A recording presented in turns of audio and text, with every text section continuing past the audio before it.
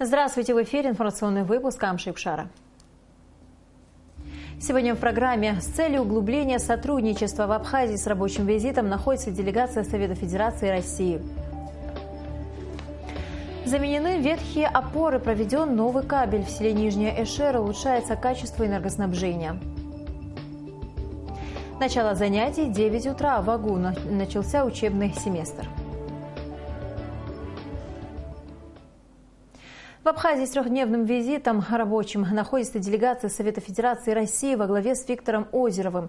Сегодня российских парламентариев принял президент Рауль Хаджимба. Встреча проходила с участием представителей парламентов обеих стран, являющихся членами Объединенной комиссии по взаимному сотрудничеству, а также посла России в Абхазии с Семеном Григорьевым. Репортаж Беллы Кварчия. Для Абхазии важно развивать сотрудничество с Россией в самых разных направлениях, подчеркнул президент Рауль Хаджимба, открывая встречу. В этой связи сделано уже немало. Практически завершена работа по подготовке к подписанию соглашения между оборонными ведомствами двух стран, а также в правоохранительной сфере, сказал президент. В части, касающейся военной составляющей, правоохранительной, есть материалы, которые уже прошли соответствующую ратификацию. Это работа Генеральной прокуратуры нашей и Российской Федерации. Сегодня уже практически по нашей стороне проведены все процедуры по кабинету министров. Они уже практически на стадии завершения. Это материалы по информационно-координационному центру, отдельной группировки войск, которая должна быть уже практически, тоже, значит, оборонный контур, который мы все время озвучиваем. Ну и вопросы пограничного сотрудничества. Здесь тоже уже практически все материалы готовы. Глава российской делегации Виктор Озеров подчеркнул, что договор о сотрудничестве и стратегическом партнерстве между нашими странами – политический ориентир для исполнительной и законодательной ветвей власти двух стран. Он отметил, что за время своего визита члены делегации посмотрят, как идет подготовка документов, вытекающих из основного договора. Прежде всего, так как основная часть нашей делегации – это представители Комитета по обороне и безопасности, нас волнуют и интересуют вопросы, связанные с созданием единого пространства обороны и безопасности. Озеров сообщил, что ранее Объединенная комиссия побывала в СГБ Республики, в МВД и в Минобороны. По его словам, у сторон не возникло никаких разногласий. К примеру, удалось полностью договориться по вопросам пунктов пропуска на границах. По пунктам пропуска сегодня, наконец-то, полное взаимопонимание есть. И в этом плане готовится инструкция, которая позволит и в пунктах пропуска и наземных, и морских действительно установить контроль, который бы способствовал, с одной стороны, прозрачности государственной границы, с другой стороны, недопущения проникновения в Абхазию, а значит и потом в Россию, нежелательных нам элементов. За время своего визита делегация посетит 7-ю российскую военную базу в Гудауте и погрануправление ФСБ России в Абхазии. После встречи с президентом делегацию из России принял спикер абхазского парламента Валерий Бганба. Во встрече приняли участие депутаты Народного собрания Абхазии. Глава российской делегации сообщил, что в ближайшее время они выйдут на восточную границу Абхазии, побывают в Гале и в Очамчире, посмотрят на работу пограничников. Озеров выразил удовлетворение тем, что в подготовке соглашений активное участие принимают депутаты. Это, наверное, снимает некоторые недоразумения, вопросы. Даже вот сегодня мы ряд вопросов сняли, которые в обществе абхазском существуют. И сразу хочу заявить, что это сотрудничество в интересах двух государств, в интересах безопасности наших государств.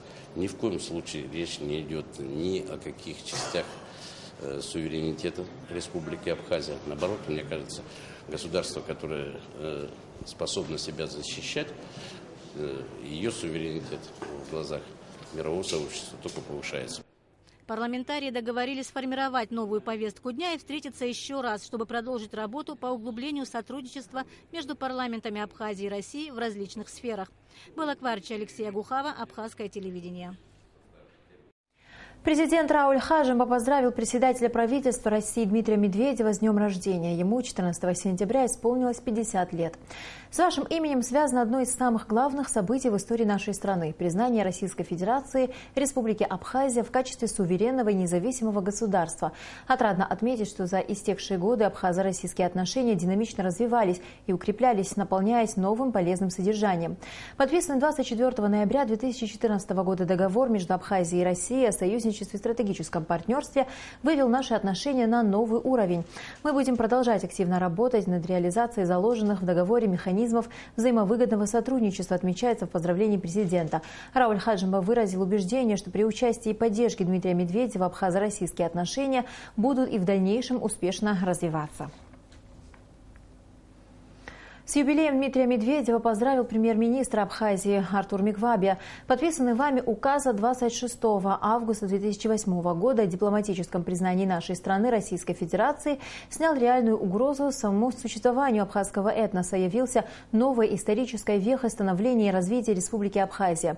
Ваши выдающиеся личные качества, огромный опыт государственного и политического деятеля, энергичность, целеустремленность продолжают оказывать важную роль в укреплении позиции российского государства на международной арене в сложных современных условиях, отмечается в частности поздравление Артура Миквабе. Накануне в России прошел единый день голосования по выборам руководителей регионов и областей. По результатам голосования новым главой Республики Северная Осетия Алания избран Тамерлан Агузаров. Президент Абхазии Рауль Хаджимба поздравил Тамерлана Агузарова с победой на выборах. Опытный государственный деятель, требовательный и профессиональный руководитель, с вами народ Северной Осетии связывает надежды на дальнейшие положительные изменения в экономике и социальной сфере. Убежден, что ваши усилия по сохранению стабильности и динамичному развитию Северной Осетии будут поддержаны всеми ее гражданами, отмечается в частности в поздравительной телеграмме.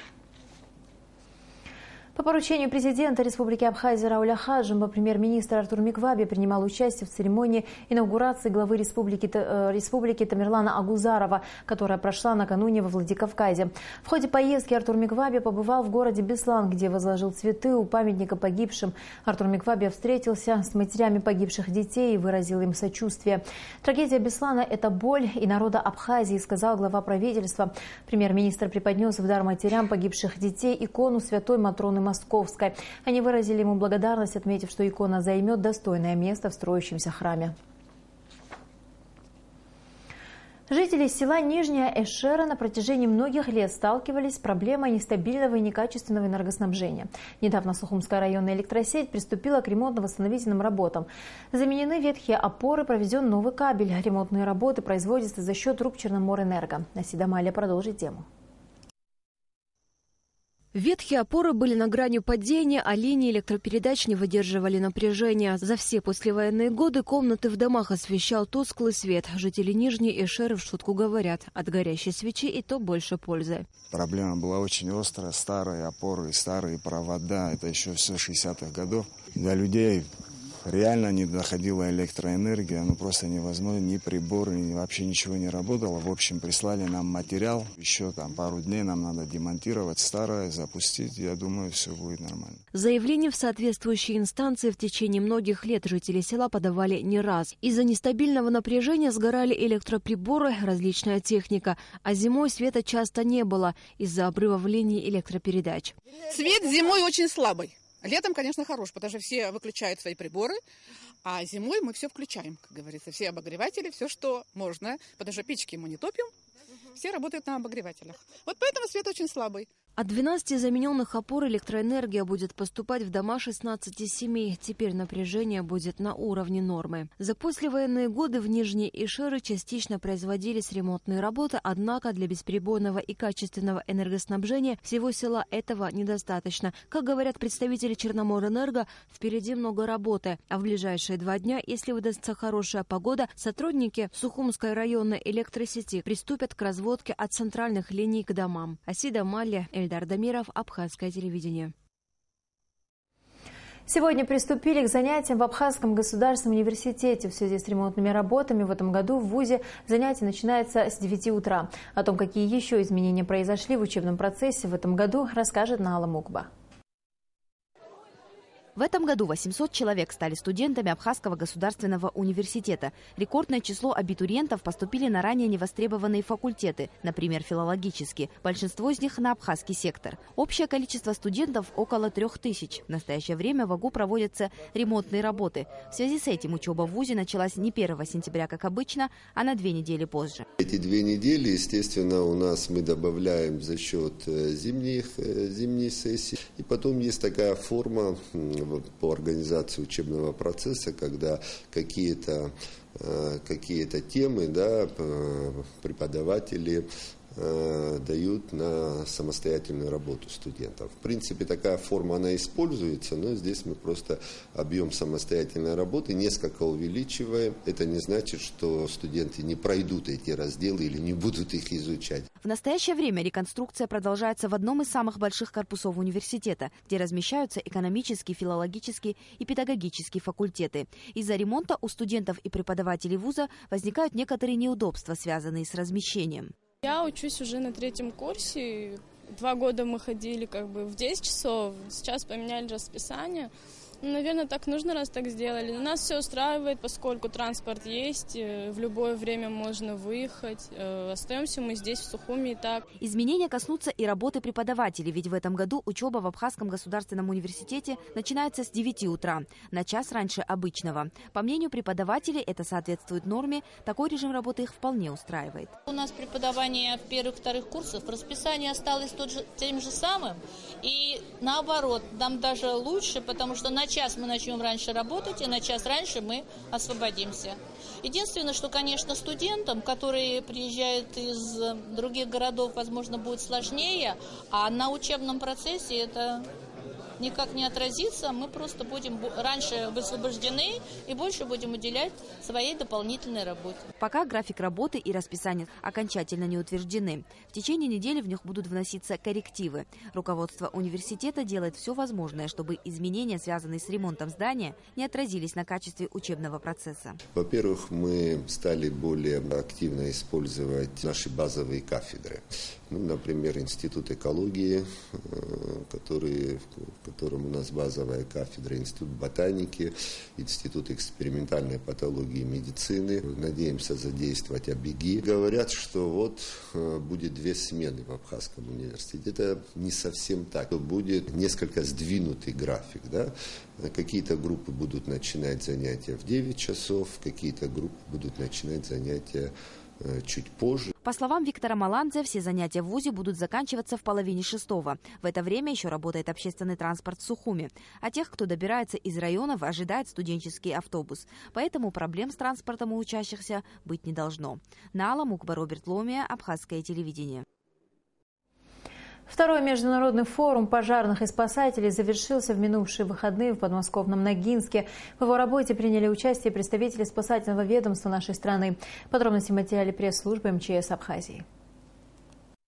Спасательное ведомство Российской Федерации, как принимающая сторона, рассматривало данный форум как экспертную встречу пожарно-спасательных служб государств и профильных международных организаций. Участников и гостей форума приветствовал министр чрезвычайных ситуаций Российской Федерации Владимир Пучков. 130 участников из 70 стран мира, в том числе и делегация МЧС Абхазии во главе с министром Львом Квициня, делились опытом ликвидации чрезвычайных ситуаций. Мы часто проводим совместные учения, которые дают определенные результаты.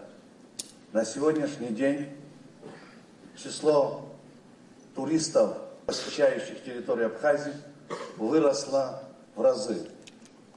За последние полугода Абхазию посетило свыше 3,5 миллионов туристов. Безусловно, и вырастает риск и чрезвычайной ситуации в республике. Благодаря четкому взаимодействию и быстрого реагирования многие десятки жизней спасены. Модератором конференции был представитель управления по координации гуманитарных вопросов ООН Уинстон Чанг. На полях форума глава спасательного ведомства Абхазии встретился в частности с главой МЧС Никарагуанской республики, который в свою очередь пригласил своего абхазского коллегу посетить Никарагуа и обсудить возможности совместного сотрудничества. В рамках форума Лев Квициня встретился также со студентами из Абхазии, которые обучаются в Академии государственной противопожарной службы и Академии гражданской защиты МЧС России. На сегодняшний день свой профессиональный уровень здесь повышают 37 граждан из нашей страны. В 2016 году ожидается первый выпуск курсантов в количестве 5 человек. Кстати, все они приняли участие в больших учениях, которые проводились на полигоне МЧС России в подмосковном Ногинске в рамках 2-го международного форума. Общее число участников учений перевалило за 1000. Были задействованы свыше 200 единиц техники, 19 самолетов, включая Ил-76, Б-200, вертолеты Ми-26 и К-32 с системой горизонтального тушения огня. Помимо российских специалистов в учениях были задействованы представители Белоруссии, Абхазии, Казахстана, Молдовы, Киргизии, Армении, Южной Осетии и Монголии. Сухумский ботанический сад – один из туристических объектов столицы. В этом году его посетили 55 тысяч человек, что на 30% больше, чем в прошлом году. Репортаж Сари Исмар. Сухумский ботанический сад. Пожалуй, без него сегодня невозможно представить столицу нашей Абхазии. Здесь собрана огромная коллекция растений со всех уголков земли. Свыше 5000 видов, форм и сортов растений. Цветочных, древесно-кустарниковых, водных, оранжерейных. Как местных, так и выходцев со всех континентов нашей планеты. Многие из которых прекрасно прижились в условиях края. К тому же коллекция сада периодически пополняется новыми растениями. Мы ездим часто на международные конференции, сами посылаем семена, и оттуда мы завозим растения живые, а также семена. Мы систематически обновляем, расширяем ассортимент коллекции нашего ботанического сада. Основная часть сада занимает 5 гектаров и разбита на 50 частей, разделенных между собой пешеходными дорожками. Здесь практически всегда можно встретить туристов, которые с восхищением разглядывают редкое растение или же фотографируются. Такое большое количество растений и такие названия у них. Для нас это были пальмы и пальмы. Их, оказывается, столько видов. За летний сезон в среднем в день ботанический сад посещали около 1000 людей. Цена взрослого билета 200 и детского 50 рублей не смущает посетителей. Ведь здесь они могут увидеть редчайшие деревья и цветы, которых редко где встретишь. Наверное, одно из самых уникальных растений в этом саду является мимоза стыдливая. И какое название придумали подходящее. Как будто она стыдится, когда к ней прикасаешься, и оттого закрывает свои нежные листочки. В этом году количество желающих посетить ботанический сад по сравнению с прошлым годом увеличилось на 30%. За летний сезон в государственный бюджет поступило более 7 миллионов рублей, а туристический сезон все еще продолжается. Мы приехали из Воронежа, мы геологи, гидрогеологи. Второй день отдыхаем, сразу приехали сюда, потому что были наслышаны ни разу в Сухум. Не приезжали и сразу приехали в ботсад. Огромное впечатление.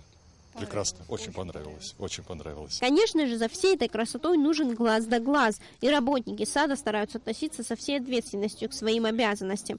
Они своими силами облагораживают территорию, убирают мусор и листву. А для тех, кто все же умудряется насорить на территории ботанического сада, существует административный штраф в размере 1000 рублей. Сария Смыр, Саида Гухава, Абхазское телевидение. В Сухуми открылся магазин, где можно приобрести строительный материал известной во всем мире итальянской фирмы «Сан-Марко» для декоративного покрытия внутренней и внешней отделки зданий. Также официальный представитель «Сан-Марко» в Абхазии компания «Элитстрой» предоставляет ей специалистов, умеющих работать со строительной продукцией известной марки. Итальянская группа заводов «Сан-Марко» известна во всем мире как поставщик высококачественной продукции для наружной и внутренней отделки зданий. Фирма владеет 7 заводами по всему миру. Ей принадлежат 6 торговых знаков. Компания занимает одно из первых мест в отрасли по производству профессиональных красок и декоративных материалов для строительства. Завод «Сан-Марко» уделяет большое значение экологичности выпускаемой продукции. Все материалы относятся к группе товаров «Супернатурал», то есть без синтетических растворителей. Именно поэтому они практически без запаха. Эти продукты очень хорошо подходят, потому что мы продаем во многих странах мира, в том числе в арабских странах, где очень жарко, гораздо жарче, чем здесь. Эти продукты продаются в странах, где очень высокая влажность, как у вас в Абхазии. И также у нас в Италии схожие условия эксплуатации. Наша лаборатория изучает эти материалы, тестирует их постоянно. И мы знаем качественные показатели, которые должны соответствовать климату, который у вас тут. Пьетро Джеремия, один из директоров компании «Сан-Марко», приехал в Абхазию специально на открытие магазина в Сухуми. Он привез подарки своим абхазским партнерам, пожелал удачи в реализации итальянской продукции в стране души. Еда здесь очень хорошая, очень приятная, очень доброжелательные люди, и природа очень благоприятная, очень приятная. В магазине «Сан-Марко» в наличии эмали и грунтовки, серии для дерева, профессиональные системы, декоративное покрытие, настенные краски на водной основе, настенные грунтовки, штукатурки, клей, строительные растворы и многое другое. В ассортименте все виды венецианской штукатурки. Ведь возрождением старых технологий итальянских мастеров в области отделки зданий, применяющихся с 15 века, занялась именно компания «Сан-Марко», возникшая на родине венецианской штукатурки в самой Венеции. Здесь представлены практически все новинки, которые существуют на рынке, и есть материалы, у которых нет аналогов. Особенно популярностью пользуется покрытие с эффектом муарового шелка, с эффектом песчаных эффектом, с эффектом перламутра. Очень популярностью пользуются материалы, которые имитируют старый камень, травертин или мрамор, или стука венециана, очень популярна. Стоит отметить, что наряду с приобретением материалов клиенты могут заказать и специалистов, которые умеют с ним работать. Ведь данная продукция требует особой технологии, а мастера проходили обучение в Москве у специалистов «Сан-Марко». Материал плюс работа. То есть в комплексе мы даем возможность людям приобрести стоимость квадратного метра готовой продукции на стене. И выбрав стенд, они могут увидеть, какой будет окончательный вид в интерьере того материала, который им нравится. Магазин «Сан-Марко» расположен по улице Айтгалара. Посетителей ждет качественный товар и профессиональное обслуживание. Эсма Джигирба, Алексей Гуха, Абхазское телевидение. Сегодня в 12:10 жители Сухума ощутили подземные толчки, сила которых составила по разным данным от 2 до 3 баллов. Как говорят специалисты, эпицентр находился также по разным данным в горах. Повторных толчков не было. Вице-премьер Абхазии Дмитрий Сериков примет участие в программе «Вопрос министру» в пятницу, 18 сентября. В прямом эфире вице-премьер ответит на ваши вопросы, уважаемые телезрители. Вы можете отправить свой вопрос на электронную почту вопрос.министру@gmail.com. Кроме того, каждый четверг с 6 до 7 вечера у колоннады на набережной Махаджира в Сухуме вы можете записать свой видео «Вопрос министру». Итак, в эту пятницу, 18 сентября, гость студии вице-премьер правительства Абхазии Дмитрий Сериков. Пишите и записывайте интересующие вас вопросы. А сейчас сообщение Нацбанка о курсах иностранных валют. Доллар США 67 рублей 96 копеек, евро 77 рублей 13 копеек. И в завершении выпуска о погоде.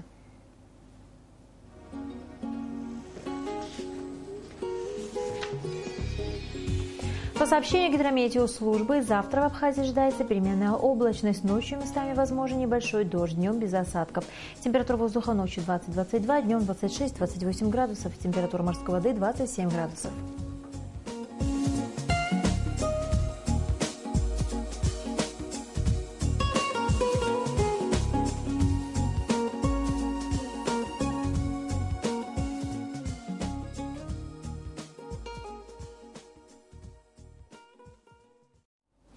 На этом наш выпуск завершен. Всего вам доброго.